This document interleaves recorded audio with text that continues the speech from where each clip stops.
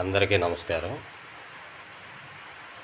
ఈరోజు మనం నిత్యం ఆహారంగా తీసుకునేటువంటి మనం ఎక్కువగా వైట్ రైస్ గురించే చెప్పుకుందాం. బియ్యం గురించి చెప్పుకుందాం. అంటే ఇందులో చాలామంది బియ్యం మంచి ఇవ్వండి అని తీసుకెళ్తూ ఉంటారు, కానీ షాపు ఓనర్ ఇచ్చిన అతను ఆయన ఇచ్చినవి తీసుకెళ్తారు. ఓకే, మంచిగా ఇస్తారు. అయితే అవే సంచుల్లో నింపి 26 కేజీల చొప్పున, ఈ మధ్య అంతకుముందు 25 కేజీలు ఉండేది బ్యాగు, ఇప్పుడు 26 కేజీల చొప్పున మార్చారు ఎందుకనో. అయితే వాటి లేబుల్ మీద పేరు, ఫోటో చూసి మనం తీసుకుంటూ ఉంటాం జనరల్గా. అంటే ఒకసారి నచ్చితే మళ్ళీ అదే లేబుల్, అదే బొమ్మ ఉన్నటువంటి బియ్యాన్ని మళ్ళీ అడుగుతూ ఉంటాము.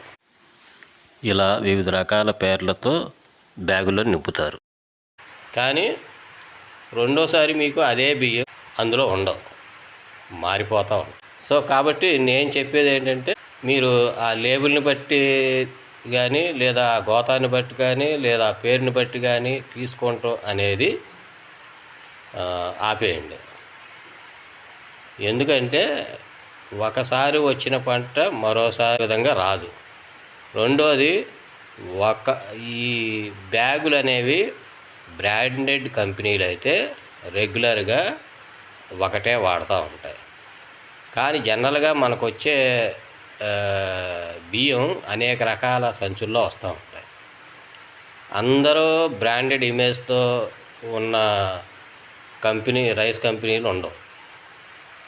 కొంతమంది ఇండివిజువలర్స్ కూడా బయట బ్యాగులు కొనుక్కొని ఇమిటేషన్ పేర్లతో మార్కెట్లో అమ్ముకుంటూ ఉంటారు. సో దానివల్ల ఏంటంటే, మనం ఒకసారి చూసిన బ్యాగులో మళ్ళీ అదే రకమైన బియ్యం ఉండాలి అనే రూల్ ఏమి లేదు, ఉండటానికి ఆస్కారం కూడా ఉండదు. సో కాబట్టి నా విన్నపం ఏంటంటే, ఎవరైనా బియ్యం కొనుక్కునేటప్పుడు మీకు బాగా పరిచయం ఉన్న లేదా రెగ్యులర్గా వాడుతున్న వాళ్ళ దగ్గర మాత్రమే బియ్యం అన్నీ తీసుకోండి. అప్పుడు వాళ్ళు మీరు రెగ్యులర్గా వస్తూ ఉంటారు, రెగ్యులర్ కస్టమరు అనే గౌరవంతో అయినా కొద్దిగా జాగ్రత్తగా మిమ్మల్ని కోల్పోకుండా మంచి సలహా ఇస్తూ ఉంటారు. అంటే మీకు అభిరుచికి తగినటువంటి బియ్యాన్ని వాళ్ళు వండి చూసుకోమని, నచ్చితే తీసుకెళ్ళమని సలహా ఇస్తూ ఉంటారు. అది చాలా ఉత్తమం. ఎందుకంటే మనం ఎక్కడెక్కడో తక్కువకి ఇస్తున్నారని చెప్పి మనకి అంటగడుతూ ఉంటారు. సో అవి అంత క్షేమం కాదు. మీకు దగ్గరలో ఉన్న, మీకు బాగా తెలిసినటువంటి లేదా మీకు తెలిసిన వాళ్ళ ద్వారా కానీ ఒక మంచి షాప్కి వెళ్ళి మీకు నచ్చినట్టుగా మీకు తినడానికి అనుకూలంగా ఉండే బియ్యాన్ని తీసుకుంటేనే మంచిది. సో బియ్యంలో చాలా రకాలు ఉంటాయి. చాలా రకాలంటే పేర్లు వేరువేరుగా ఉంటాయి, కానీ మనకు ముఖ్యంగా పంట అనేది 2 రకాలుగా వస్తుంది. ఒకటి 180 రోజుల పంట, 2 90 రోజుల పంట. మొదటిది సార్వా అంటారు, రెండోది దాళ్వా అంటారు. సో సార్వా అయినా దాళ్వా అయినా బియ్యం ఒకే రకంగా ఉంటాయి, కాకపోతే ఎక్కువ రోజులు ఉన్నదానికి ధాన్యానికి విలువ ఎక్కువ ఉంటుంది, అంటే పోషకాలు ఎక్కువ అందుతాయి. తక్కువ రోజులు ఉన్న పంటకి పోషకాలు కొద్దిగా తక్కువ ఉండవచ్చు. సో దానివల్ల ఏంటంటే, మనం చాలా వరకు బియ్యాన్ని పాత బియ్యం అని అడుగుతూ ఉంటాము. పాత బియ్యం, కొత్త బియ్యం తేడా ఏంటంటే, పాత బియ్యం అయితే అన్నం శుద్ధ అవ్వదని, పాత బియ్యం అయితే అన్నం శుద్ధ అవదని, కొత్త బియ్యం అయితే అన్నం శుద్ధ అయిపోతుందని అనుకుంటూ ఉంటారు. అంటే దానికి కూడా కారణం ఏంటంటే, వడ్లలో తేమ ఉంటుంది, వాటిని బాగా ఆరబెట్టాలి. ఆరబెట్టిన తర్వాత మనం రైస్ మిల్ ఆడిస్తే అది కొంతవరకు అవి నాణ్యంగా కనిపిస్తాయి. అలాగే వడ్లలో తేమ శాతం తక్కువ ఉన్నాయి, ఇంకొద్దిగా నాణ్యంగా కనిపిస్తాయి.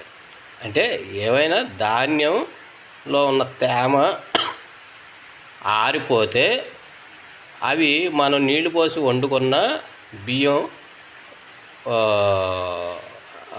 చక్కగా ఉడికి శుద్ధ అవ్వకుండా ఉంటుంది. అదే బియ్యంలో తేమ శాతం ఎక్కువ ఉంటే మీరు పోసిన నీళ్ళకే ఆ తేమ రెండు ఎక్కువైపోయి అవి శుద్ధలాగా అయిపోద్ది అన్నం. అంటే మీకు అర్థం కాలేదేమో. జనరల్గా పాత బియ్యం అంటే సంవత్సరం పైన 2 సంవత్సరాల వరకు ఉన్న వాటిని పాత బియ్యం అంటారు. అంటే ఆ పాత బియ్యం అనేవి గోనె సంచుల్లో దాచి ఉంచుతారు కావాలని. అంటే ఆ తేమ పోయే వరకు, ఆ గింజల్లో తేమ పోయే వరకు వాళ్ళు ఆరబెడతారు, లేదా గోతాలు వేసి నిలవ పెడతారు.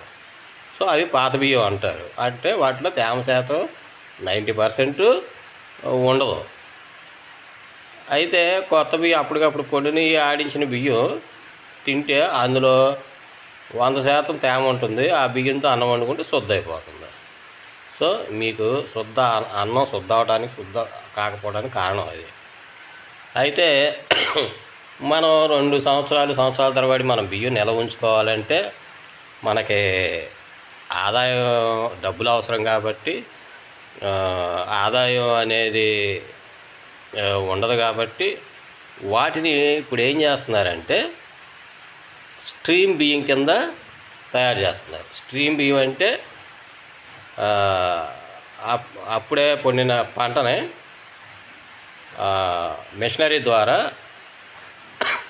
అందులో ఉన్న తేమని రిమూవ్ చేసి పాలిష్ పట్టి వాటిని మాకు ఇమీడియట్గా వండుకునేటట్టుగా తయారు చేసి ఇస్తున్నారు. సో ఇవి ఈ సాధనాల ద్వారా బియ్యాన్ని త్వరగా రూపాయిగా మార్చుకోవటానికి అవకాశం ఉంటుంది రైతులకి, ప్లస్ మిల్లర్స్కైనా.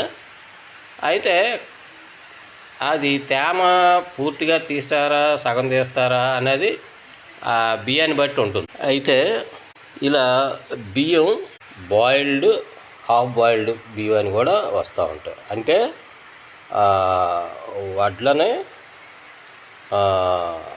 హీట్ రూమ్లో పెట్టి కొద్దిగా ఓవెన్లో పెట్టి హీట్ రూమ్లో పెట్టి తేమ పోయేటట్టు చేస్తారు. వాటిని బాయిల్డ్ రైస్ అంటారు.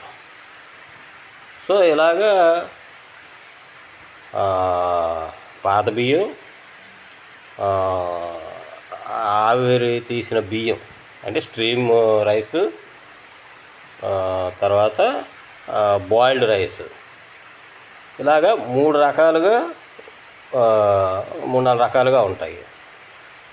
అవి ఎన్ని రకాలుగా ఉన్నా మనం తినటానికి ఉంటేనే మనం తినగలం, లేదనుకోండి తినలేము. సో కాబట్టి నా సలహా ఏంటంటే మీకు దగ్గరలో ఉన్న, మీకు తెలిసినటువంటి వ్యక్తి షాపులోనే మీరు బ్రాండ్తో సంబంధం లేకుండా బియ్యం తీసుకొని ఉపయోగించుకుంటే మంచిది. ఇవి ఫోర్టిఫైడ్ రైస్ కలిపినటువంటి బియ్యం. తర్వాత వచ్చేసి మీకు మనకి పౌర సరఫరాల శాఖలో బియ్యం సప్లై చేస్తూ ఉంటారు. దురదృష్టం ఏంటంటే ఆ బియ్యాన్ని మనం అప్పటికప్పుడు వండుకొని తినలేక వాటిని అమ్మేస్తుంటాం. కానీ అవే బియ్యం మనం 1-2 సంవత్సరాలు దాచుకోగలిగితే అవే పాత బియ్యం అవుతాయి. మనకు వచ్చే ఫ్రీ బియ్యం అప్పుడు మనకి బాగా ఉపయోగపడతాయి, ఆరోగ్యకరంగా ఉంటాము. ఎందుకంటే ఆ బియ్యంలో ఈ మధ్యకాలంలో ఫోర్టిఫైడ్ రైస్ అని వస్తున్నాయి. అంటే గవర్నమెంట్ మిక్స్ చేసి పంపిస్తుంది. వాటి వల్ల ఏంటంటే మనకి కార్బోహైడ్రేట్స్లో ఉండేతో పాటు ఫైబర్ కంటెంట్ కూడా ఉంటుంది. అంటే మనం రోజు తినే పదార్థాల్లో కార్బోహైడ్రేట్స్ ఉంటే రేషన్ షాప్ వాళ్ళు ఇచ్చే బియ్యంలో ఫైబర్ కంటెంట్ ఉన్నటువంటి రైస్ కూడా మిక్స్ అవుతుండడం వల్ల మనకి ఇంకాస్త శక్తి అనేది వస్తుంది. సో వాటిని మనం ఉపయోగించుకోవట్లేదు, అది దురదృష్టకరం. అంటే మనం అప్పటికప్పుడు రెడీమేడ్గా వండుకొని తినడం అలవాటైపోయి కాబట్టి మనం యూటిలైజ్ చేసుకోవట్లేదు. గవర్నమెంట్ కూడా అటువైపుగా ఆలోచిస్తుంది.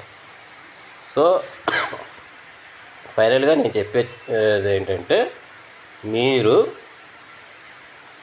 తినే ఆహారం గురించి శ్రద్ధ తీసుకొని బియ్యం మీకు దగ్గరలో ఉన్న షాపులో బ్రాండెడ్ బియ్యం అని ఆలోచించకుండా ఓపెన్గా మీరు చూసిన బియ్యం, మీకు నచ్చిన బియ్యం షాపు కీపర్ సలహాతో తీసుకొని తింటే మంచిది.